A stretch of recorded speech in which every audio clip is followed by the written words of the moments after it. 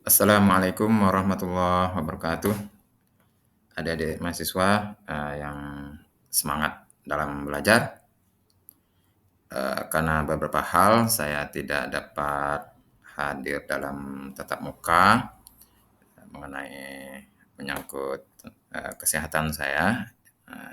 Saya tidak bisa duduk yang lama. Jadi saya kali ini buat video mengajar. Nanti kalian ikuti satu persatu dari awal sampai akhir. Nanti ada tugas, silahkan dikumpulkan. Oke, langsung saja ke pengertian. Jadi, struktur data definisinya adalah menyusun, menyimpan, dan mengorganisir atau mengatur data dalam komputer agar dapat diakses, diolah, dan dimanipulasi secara efisien. Nah, jadi kata kuncinya menyusun, menyimpan, mengorganisir. Oke ya, itu kata kunci. Oke, nah, menyusun, menyimpan, dan mengorganisir. Oke ya. Nah, ada klasifikasi struktur data yang dibagi menjadi dua, linear dan non-linear. Nah, di bawah linear itu ada struktur data statis dan dinamis. Ya. Sedangkan yang statis itu array. Nah, jadi itu masuk dalam statis. Dinamis ada queue atau antrian, kemudian ada stack, dan ada linked list. List yang memiliki node yang terkoneksi dengan elemen yang lain. Elemen satu terkoneksi dengan elemen yang lain. Ya. Kemudian di bawah nonlinear ada tree, kemudian ada graph. Nah, nanti akan kita bahas. Kali ini akan kita bahas array. Tapi sebelum itu kita akan mengulang lagi seperti yang pernah kita bahas dalam mata kuliah algoritma dan pemrograman. Itu ada variabel yang seperti ini. Jadi penyimpanan variabelnya dalam bentuk seperti ini, sisi panjang nama variabelnya sisi panjang tapi isi datanya 3 dan seterusnya. Kemudian jenis-jenis variabel seperti ini sudah kita pelajari juga di algoritma dan pemrograman. Oke. Bila adik-adik mau membaca lebih jelas, silakan di pause saja video ini. Nah, ini tipe data, definisinya seperti ini. Ini juga ada di algoritma dan pemrograman. Ini juga pernah dibahas tentang tabel tipe data. Oke, seperti ini. Sudah pernah adik-adik pelajari sendiri. Nah, sekarang mulai masuk ke dalam tipe data array. Nah, tipe data array ini adalah tipe struktur data yang terdiri dari kumpulan elemen berurut. Nah, apa yang dimaksud dengan berurut? Nah, yaitu berurut menurut indeks dan disimpan di dalam memori komputer secara berurut, dia berdekatan. Gitu ya. Nanti tujuannya agar mudah dipanggil. Gitu ya. Dengan tipe yang sama. Nah, jadi tipe yang sama artinya homogen, gitu ya. Tipenya kalau tipe integer maka integer semua. Kalau string maka string semua. Kalau double maka double semua, gitu ya. Atau float maka float semua. Nah, setiap elemen dalam array memiliki indeks. Nah, jadi indeks itu dimulai dari 0. Oke ya. Diingat indeks itu dimulai dari 0 karena menggunakan integer. Jadi integer itu kan dari 0. Jadi jangan lupa indeks dimulai dari 0 bukan dari 1. Ya. Jadi mulai dari 0, 1, 2, 3 dan seterusnya yang mengidentifikasikan posisinya, ya. Nah, jenis array ini dibagi menjadi dua, satu dimensi, kemudian multidimensi. Nah, itu contohnya yang satu dimensi itu Nanti ada kurung buka dan kurung kotak, gitu ya, tanda-tanda cara-cara menulisnya. Kemudian baru isinya itu dipisah dengan koma. Nah, itu dalam ini ya, array satu dimensi dan ditutup dengan kurung kotak dan tutup kurung, ya. Sedangkan multidimensi itu ada dua dimensi ya. Nah, itu contohnya array 3 kali 2. 3 itu dihitung dari di dalamnya ada 3 array. Nah, nah, itu bisa dilihat dari tutup kurung dan buka kurung yang berupa kotak. Di dalamnya tuh ada 3 biji. Ya, ya. 3 di depan itu menunjukkan array di dalamnya itu ada 3 biji. Artinya multidimensi ini dalam satu array ada array lain yang lain. Ya. Dalam array tersebut ada array lagi. Nah, jadi ada anak-anak array. Ya.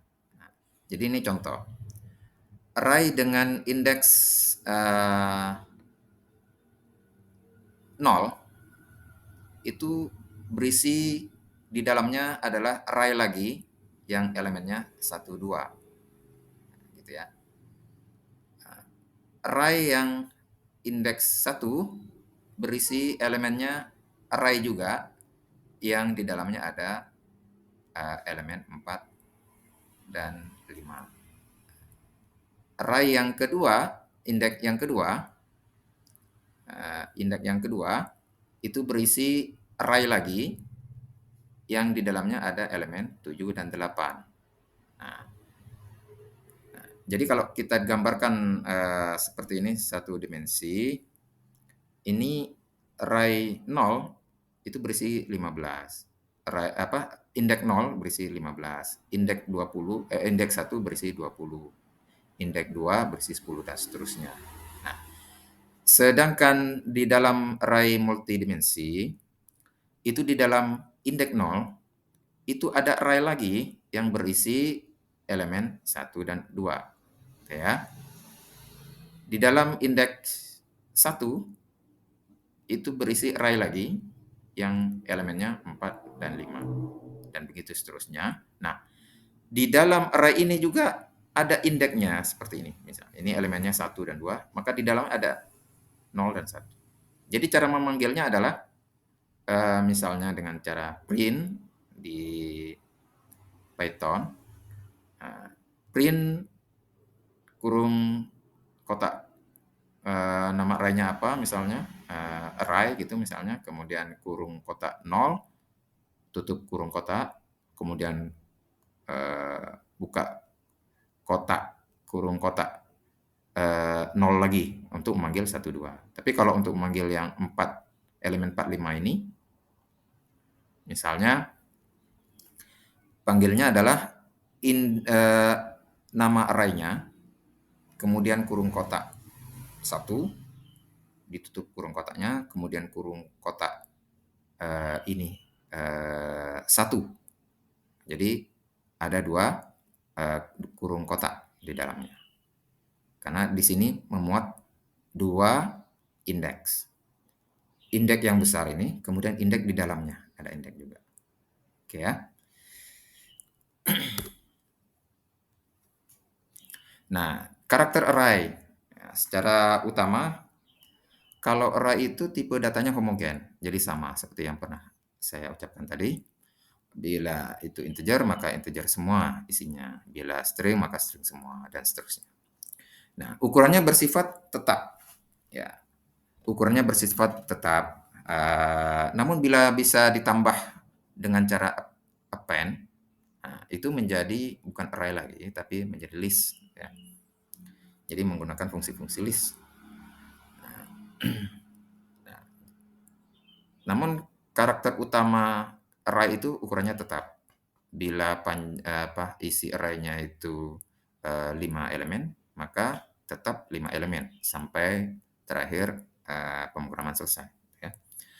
Nah, cara aksesnya langsung, yaitu menggunakan indeks. Namun juga bisa menggunakan sekuensial, misalnya for i eh, for i dari apa namanya, for i in array, print i misalnya gitu ya. Jadi itu cara mengakses secara sekuensial.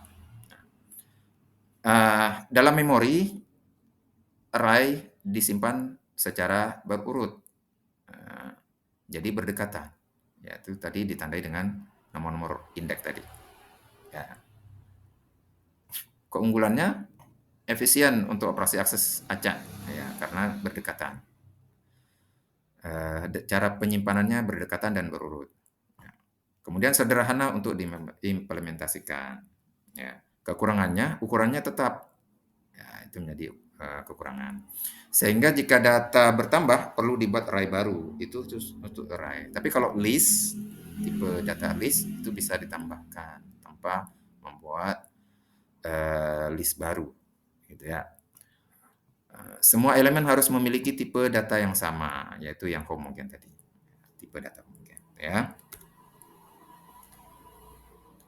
Nah, ini eksperimen dalam numerik ya. Kita menggunakan Python. Silakan adik-adik gunakan Google Colab saja. Nah, ini contoh membuat array. Nah, kita import dulu pustaka atau library NumPy. NumPy itu sebuah library numerik Python ya, untuk menghitung numerik. Ya. Jadi ini nama array-nya terserah. Misalnya di sini ARR, itu R itu ya, nama array-nya, itu nama variabel maksudnya. Nah, NP tadi sudah dari import NumPy tadi, kita gunakan SNP tadi. Jadi library NumPy sudah kita aliaskan menjadi NP ya. Jadi AR sama dengan NP titik array. Nah, jadi kita listkan array-nya di sini. Kita tulis seperti itu. Kemudian kita print R, maka munculnya seperti yang kanan ini.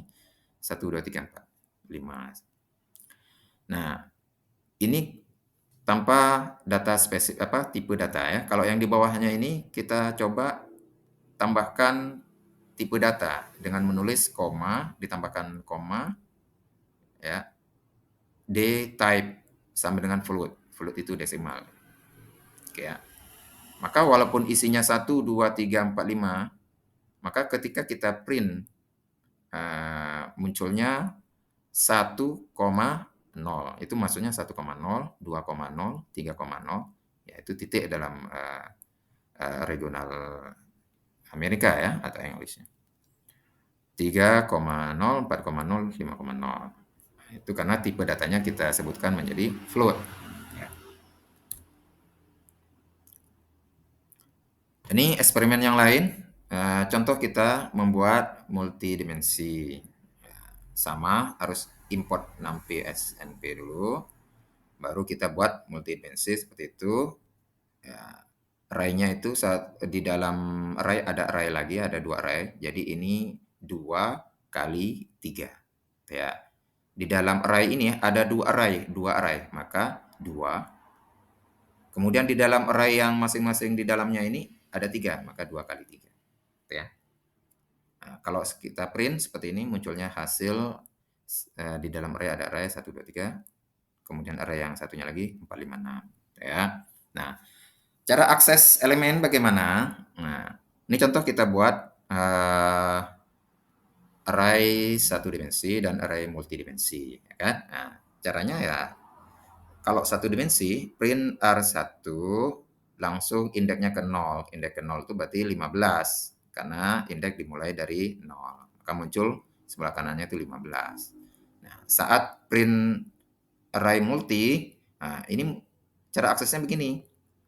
Nah, jadi dimensi 1 dulu, ya. Kemudian sebutkan 0 itu indeks di pertama dan indeks kedua. Ya. Jadi di dalam ini ada indeks pertama. Indeks pertama ini memuat array yang berisi 15, 20, 10. Ya, kita lihat yang di ARR multi itu ada 15, 20, 10 ya. Jadi indeks 0 yang pertama, indeks 0 itu isinya 15, 20 dan 10. Kemudian dipanggil di dalam 15, 20, 10 itu panggil lagi yang mana?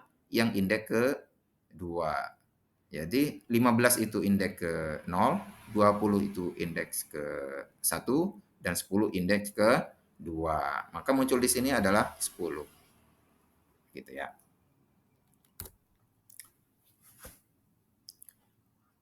Nah, ini ada contoh-contoh eksperimen pada numerik.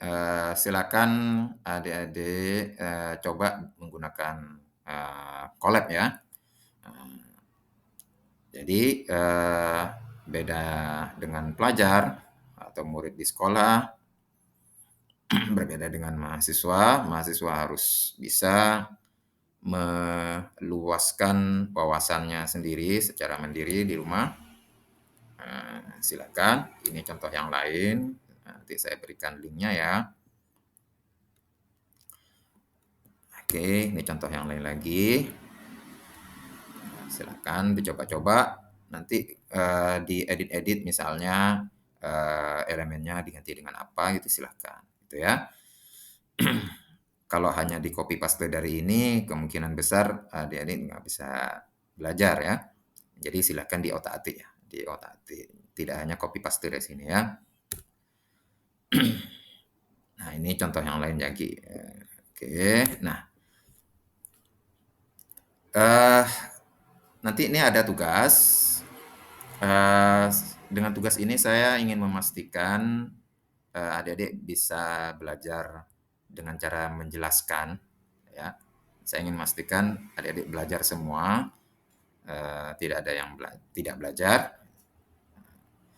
Jadi silakan buat video dengan isi name. Jadi jangan disebutkan nama, alamat, eh, misalnya akun Facebook dan sebagainya, jangan, karena ini internet takut ditelusuri oleh orang-orang yang tidak bertanggung jawab ya. Jadi cukup sebutkan name. Nanti videonya seperti punya saya ini muncul juga apa namanya gambar atau kamera muncul wajah ya di kamera ya. Kemudian yang kedua ada penjelasan struktur data, jadi menjelaskan seperti tadi, silakan boleh dibaca atau dengan hafalan sendiri boleh, lebih bagus. Kemudian penjelasan tentang array, ini teorinya. Kemudian baru silakan masuk ke Colab dengan bereksperimen seperti yang contoh-contoh yang saya berikan, atau buat contoh yang lain boleh juga. Nah, setelah jadi videonya, silakan diupload ke akun YouTube masing-masing, di channel masing-masing, dan link videonya nanti diinput di link Google Spreadsheet seperti yang saya berikan ini, ya. Nah, link itu harus sudah ada di situ sebelum tanggal 11 Oktober 2024. Jadi sebelum 2 minggu ke depan ya. Bila ada yang bertanya, silakan tanya melalui link, ya. Insya Allah akan saya jawab. Nah, SID garis miring struktur data itu adalah link dari slide ini. Nah, ini juga tugas link saya berikan, link dari tugas yang tadi yang pernah saya kasih itu sama. Terima kasih adik-adik. Semoga bisa belajar dengan semangat dan bisa belajar mandiri ya, dan bisa memperluas wawasan tentang struktur data. Wassalamualaikum warahmatullahi wabarakatuh.